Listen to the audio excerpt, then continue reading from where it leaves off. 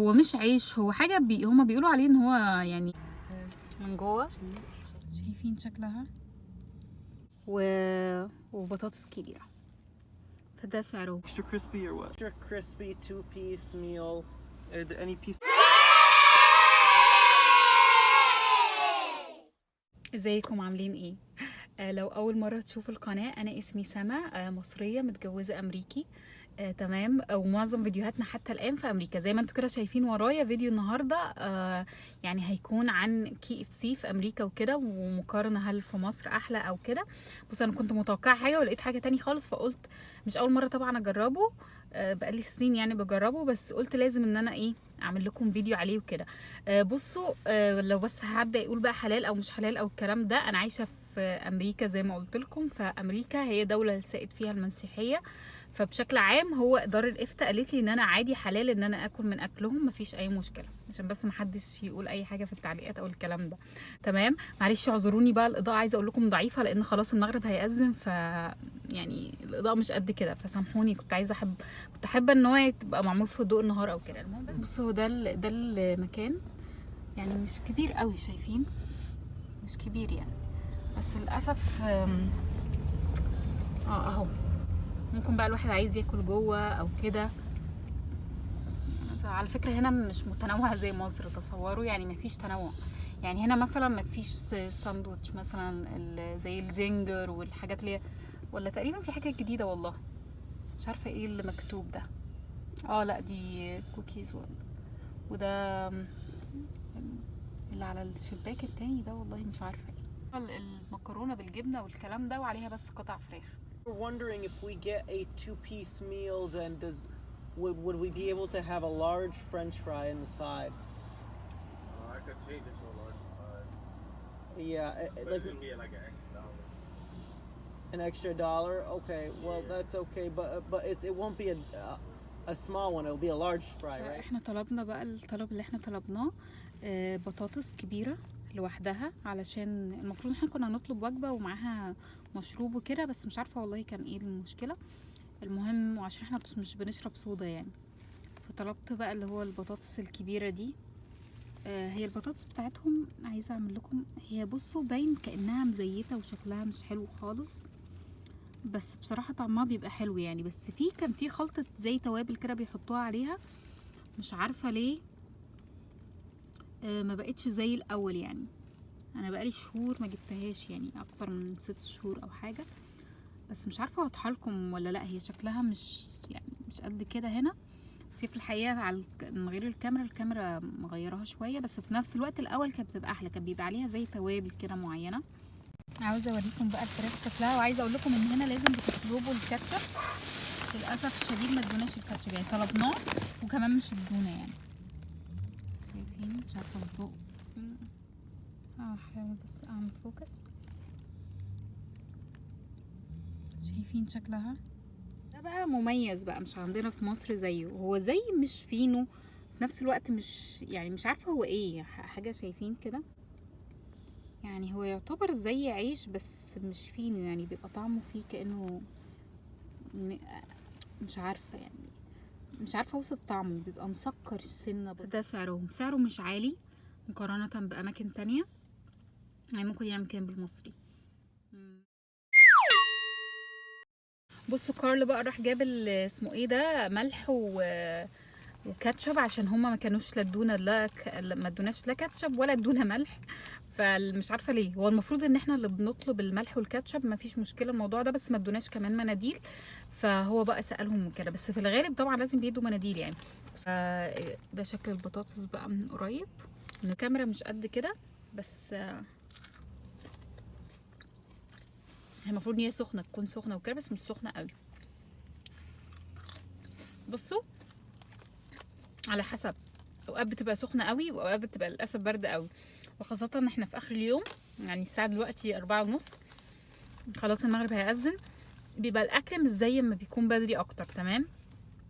اما بتيجوا بقى كمان متاخر اكتر من كده، بيبقى استغفر الله العظيم، الاكل استغفر الله العظيم فعلا بيبقى صعب قوي يا جماعه، صعب صعب صعب بجد. والبطاطس بتبقى محروقه وغامقه ومش عارفه ايه، بصراحه بحبها مميزه اكتر من بتاع مصر. فالبطاطس بالنسبه لي دي احلى. بصوا ده بقى اللي هو بيكون العيش اللي معاها هو مش عيش، هو حاجه هما بيقولوا عليه ان هو يعني زي البسكوت والكلام ده، بس هو يعني ما بين بصوا فينو يعني يعتبر. تمام.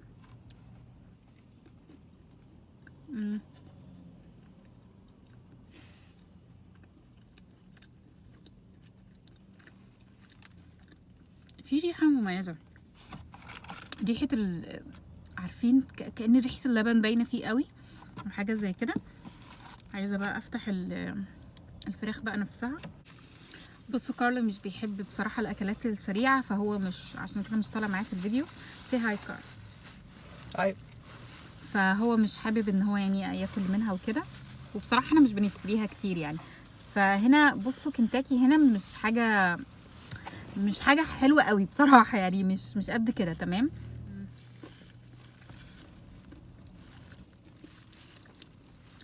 عايزة اوريكم الفراخ من جوه.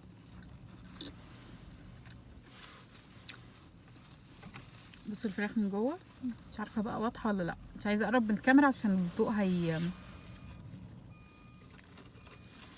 بصوا مستوية كويس جدا، بس في طعم عارفين عشان ده العادي مش الحراق، لان مفيش زي ما قلت لكم مفيش حراق خالص هنا. فاللهم صل على سيدنا محمد. بصراحه مزيته قوي، مزيته جدا فوق ما تتخيلوا. هحاول اعمل لكم زوم. بصوا ده الفراخ من قريب.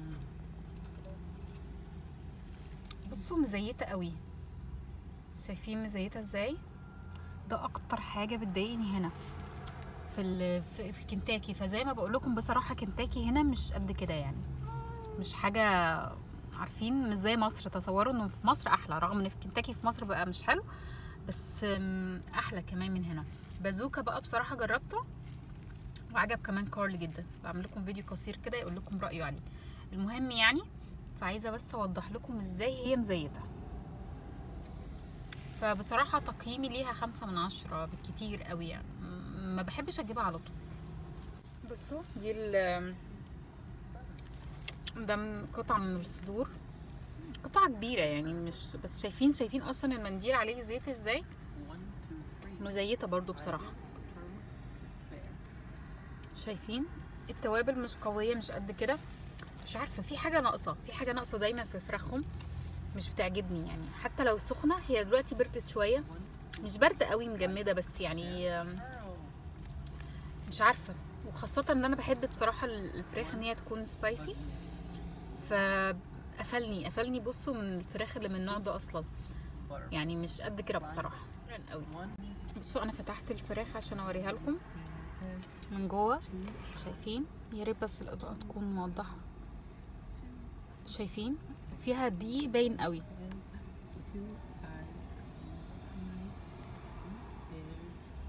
دي يعني من جوه باين فبصوا صدمه، انا اتصدمت بصراحه. انا كنت متوقعه بقى ان كنتاكي بقى بلد كنتاكي يا جماعه، ما هو في ولايه هنا اسمها كنتاكي اصلا، وكنتاكي اصله امريكي.